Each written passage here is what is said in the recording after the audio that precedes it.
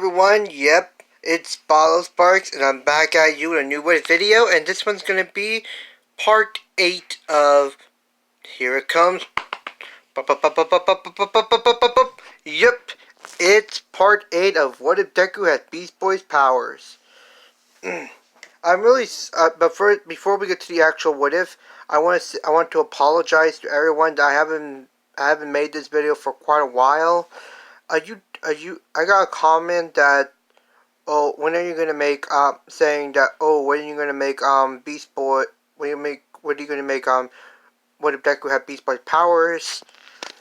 And that got me thinking that maybe I should start making it again. So I started making it.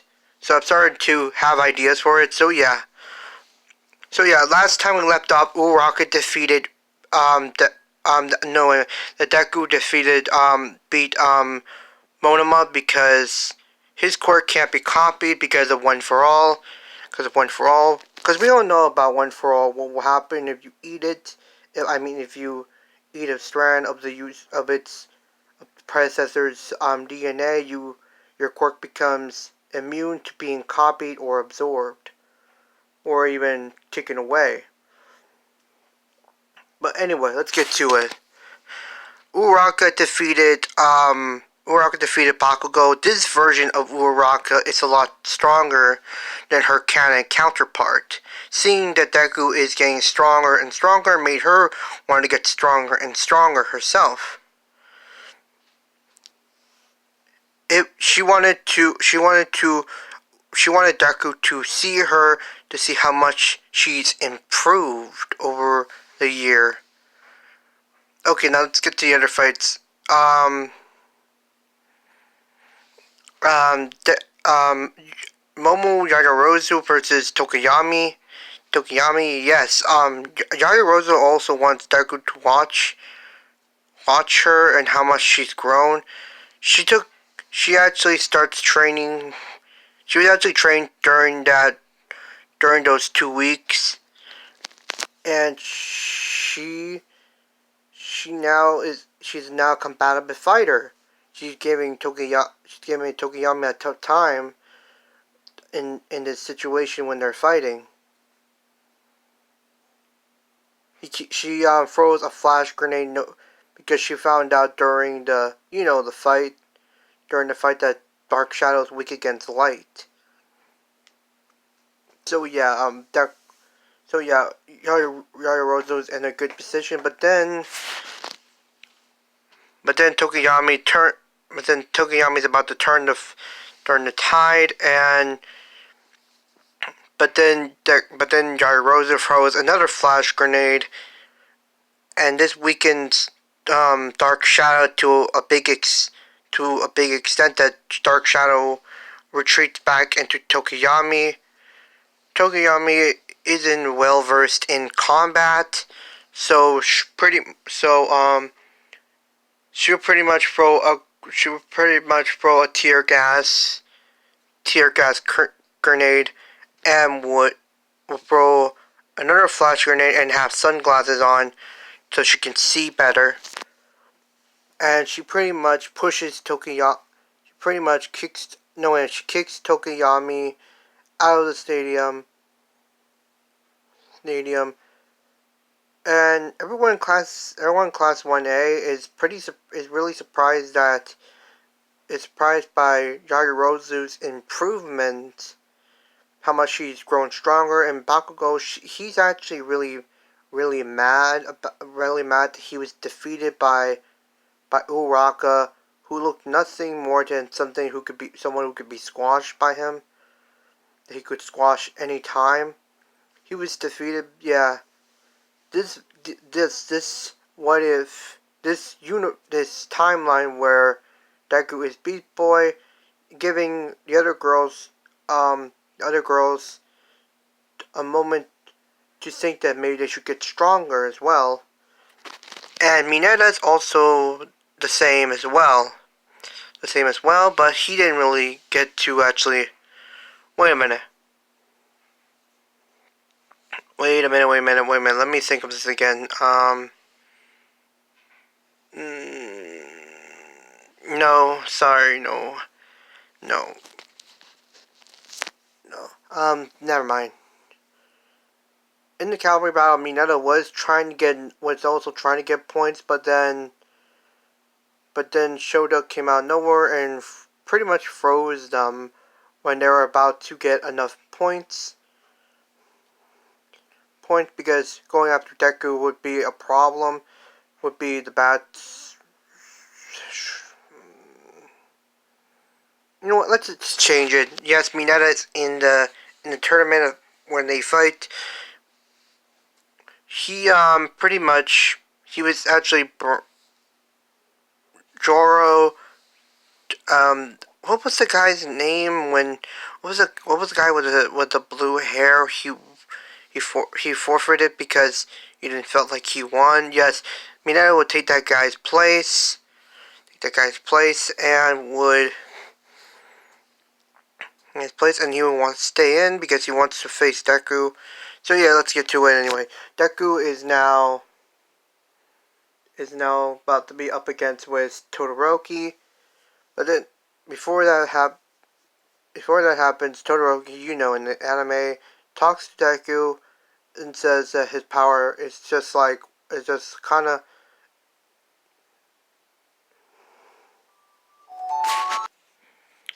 Sorry about that, everyone. Sorry about that, everyone. I, uh, one of my an alarm went off in my house, in my room, so I pretty much shut it off. I kind of punched it actually, and it kind of broke.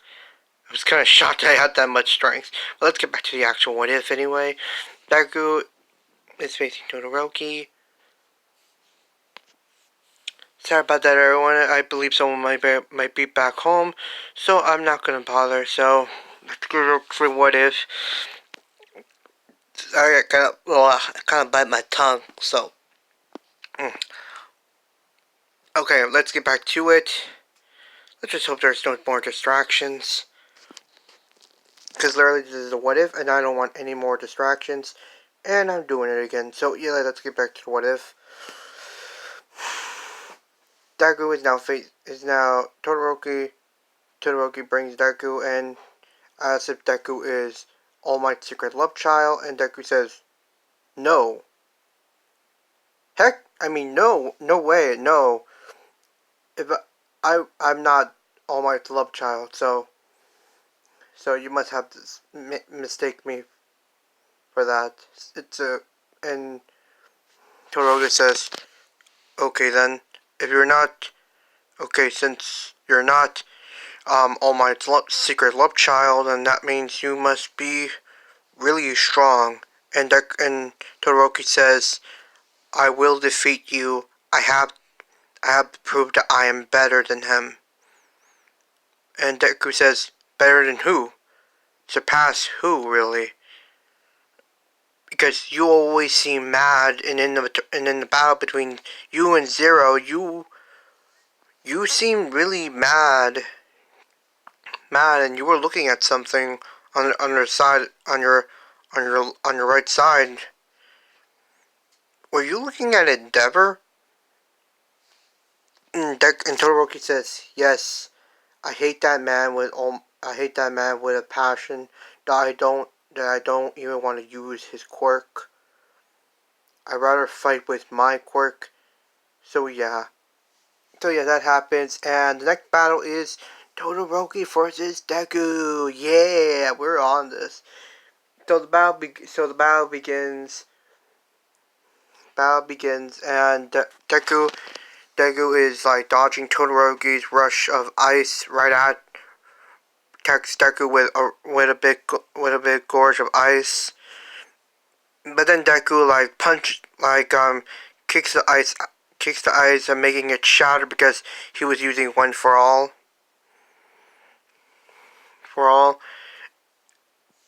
And yeah, Deku is like having none of that.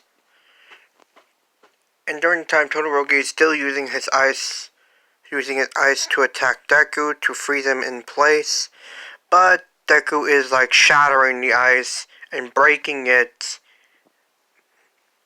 breaking it only using about 85% because that's how much he can control. Much he can control at a time right now. So yeah, Deku is like having none of that. He's not letting Todoroki get him or trapping him. So yeah. Then Deku says, it's your quirk, Todoroki. Use your fire side. It is your quirk alone, not your father's. Your father has nothing to do with you. It's your quirk. Your quirk. I mean, look at me. My quirk is different from my mom and from my dad. My dad has a fire breathing quirk. My mom has a telekinetic quirk, but my quirk developed in a different way. It's a quirk that allows me to transform into like animals and different animals. So yeah. Even if you didn't have your father's power, you still have that. You still need to use that power, even though if it's a fire quirk.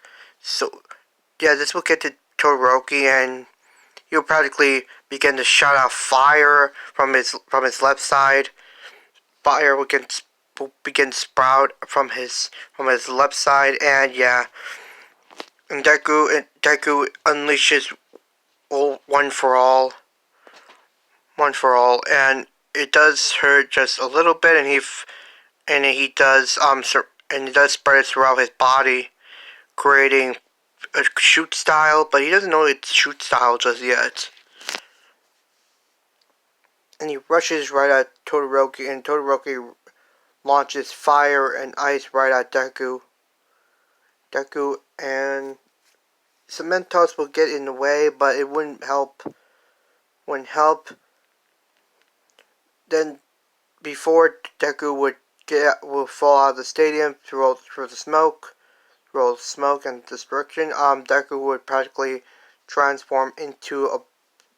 into a bee, and will begin to fly into the air. People will believe, hey, wait a minute, where's Deku? Where'd he go? Wasn't he there just a moment ago? And Deku will be right behind Todoroki, and will practically punch Todoroki right in the back, because Todoroki is feels a little tired, and he'll probably grab Todoroki by the arm and will throw him out of the stadium. Todoroki was trying to use his ice, but then Deku came out of nowhere and will punch Todoroki right out of the stadium to make sure, and he will crash into the wall. He will crash land on the wall, and Deku is the winner.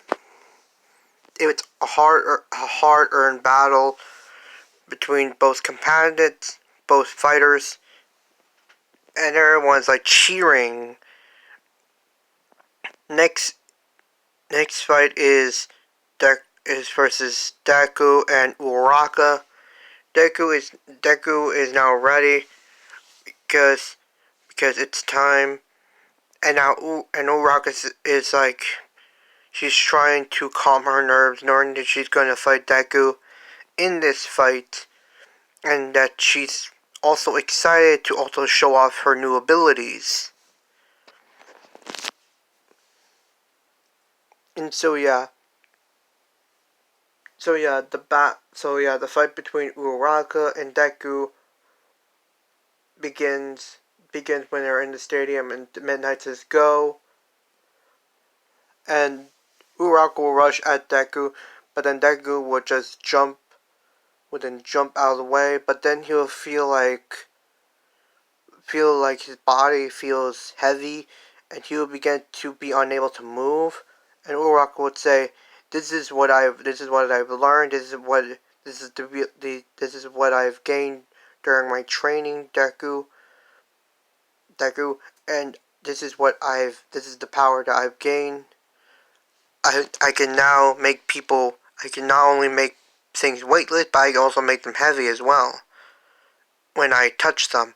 and now I have full control over my quirk. I no longer have to worry about.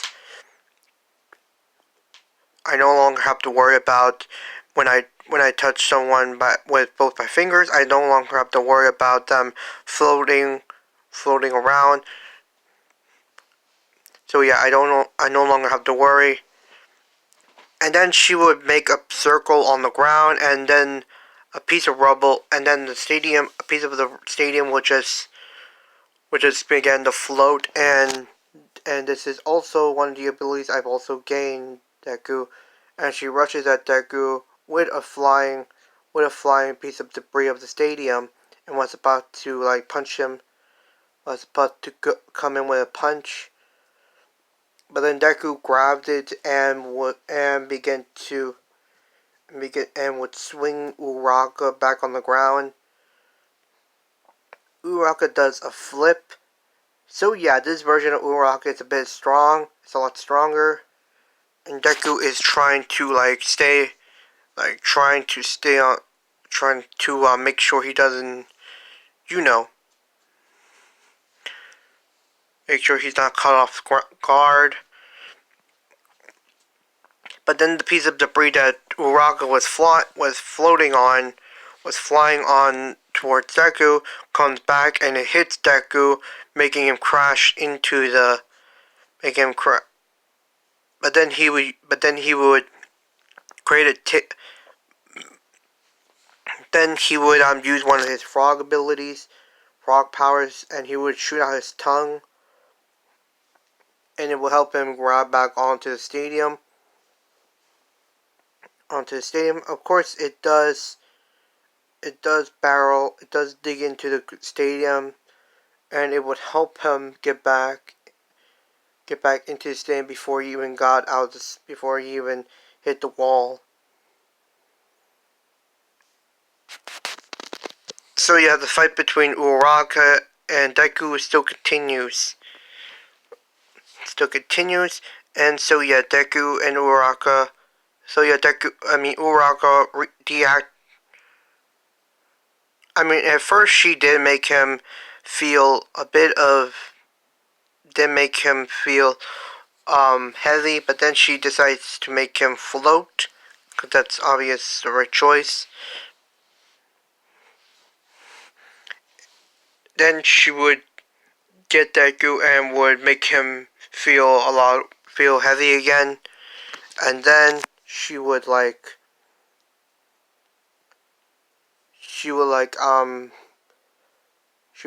fly the debris that was out of the stadium back into the stadium and would hit Deku multiple times with it. But then Deku, he is covered in scales. He's not feeling anything. And smoke screen clears, and Deku is actually covered in scales. And Uraka said, "What? When did you? Before you hit me, I barely even had time, so I had to cover my entire body in scales, a scale like armor. So I'm actually okay." Uraka would then rush in to attack to try to touch Deku to make him float. But then Deku grabs her hand and says, "Uraka, you really have grown. I see that. I've always known that you were going to get stronger." And Deku would then smile at her. But then he would say, "Well, looks like I'm gonna win. Looks like I'm actually gonna win." And Uraka says, "How you going? Wait a minute, what?" And then he would then swing Uraka, and then he would let go, and then Uraka would then use her quirk, and then she will realize she's out of the stadium because she touched the wall.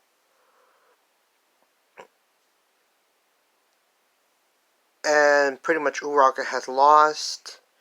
So yeah, Everyone, if you really like this fight of Uraraka, who is stronger than her counterpart and did not lose to Bakugo, yeah, this version of Uraraka is like super, like strong and dope at the same time. She's now OP. She's now OP, and Uraraka says, "Well, it looks like I still need to work. It looks like I still need to train some more." And Deku says, "You can train as much as you want, Uraraka. This fight has now shown me that you have grown even stronger, and I respect you for that. Actually, that I still respect you, even if you were stronger only the slightest. I would still respect you, no matter what." Uraraka would practically blush at this comment, and she would start to walk away, and Deku Deku will also begin to walk away. Walk away. Okay, now it's Momo versus Mineta. Mineta is like throwing sticky balls right at Yaoyorozu. Yaoyorozu is putting up a shield, and would just shield to protect herself from the sticky ball because she knows Mineta's quirk. But then Mineta would then rush right behind Yaoyorozu and says, "Hello, I'm right behind you now." And then Yaoyorozu would then turn around, but then it would be too late. He would then put a sticky ball right on her back and would pull, get the pull. But then Yaoyorozu would then swing, would then shake Mineta off of her, and Mineta would practically let go and would land on the stadium. So yeah, this version of Mineta is a bit tough to beat.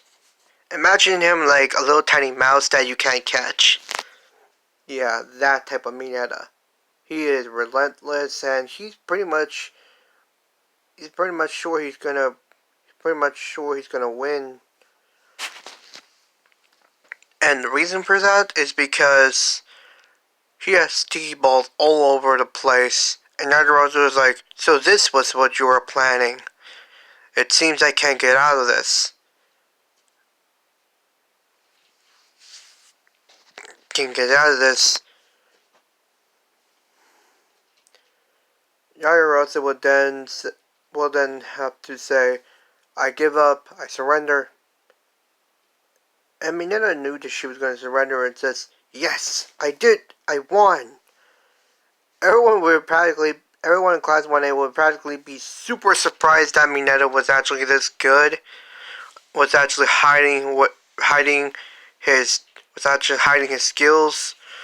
And they were really happy that they didn't have to fight Mineta. And Mineta would then stare at Deku, and Deku and him have that little like electricity right at each other. And Deku is like smiling that he'll get to fight Mineta. Yaoyorozu, even though she lost, she surrendered. She's actually satisfied. She actually feels satisfied now, and would then proceed to walk out the stadium, trying to not touch the touch the sticky balls with her shoe, because that would be a problem. Then the next battle begins between Deku and Mineta. So yeah, it's gonna be so big. Deku he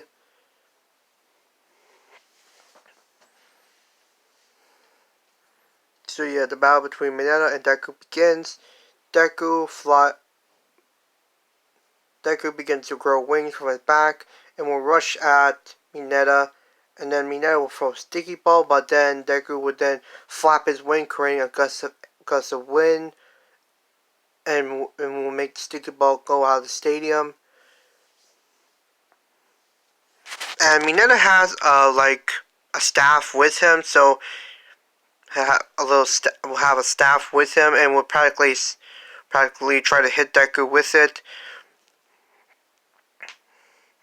Then he jumps on Deku, and Deku is trying to like get him off of him, but then Mineta like hits him with his staff, and this will catch Deku off. This will catch Deku off concentration, and they would practically crash. They would practically land on the stadium, back in the arena.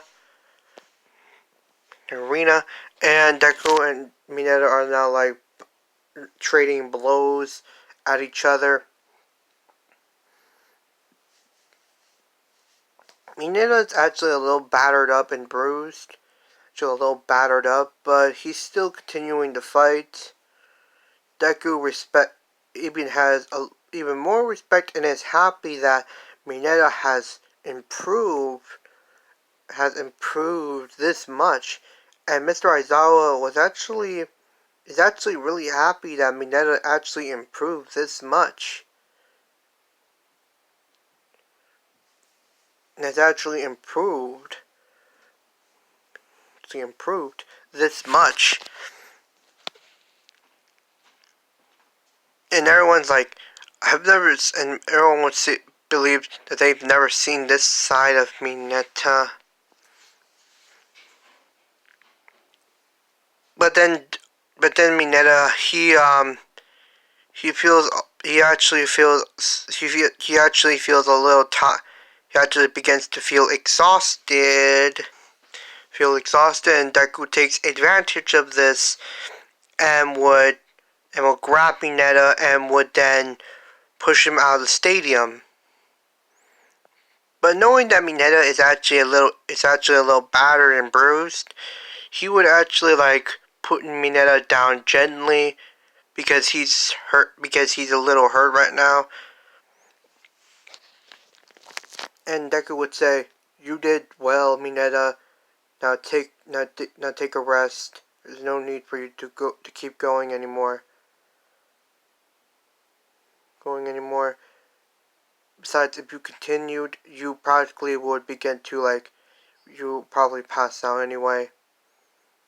Mineta smiles back at Deku, practically smile right back at Deku, and then the little robots will bring Mineta back to Recovery Girl. And Deku is the winner of the UA Sports Festival.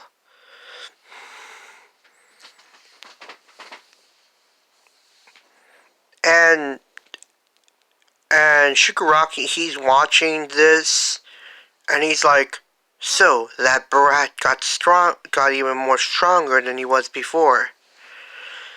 I might have to deal with him later on." "Yes. No, I need to deal with him now. But it seems I'm not ready to go out just yet. I'm just gonna have to wait just a little bit longer." So yeah, Ida will get that phone call that his brother was attacked. Because of the hero killer. Deku will go to how do I say this, to Gran Torino still. So yeah, that concludes the UH Sports Festival. And yeah, this was actually a very awesome fights, seeing that all the other characters have improved so much over time. So yeah. So tell me, everyone, how do you like this what if? And if you do like it, please comment down below how much you liked it. Tell me about the characters, believing that they've improved this much. So yeah, thank you everyone for watching this video, and have a really great day.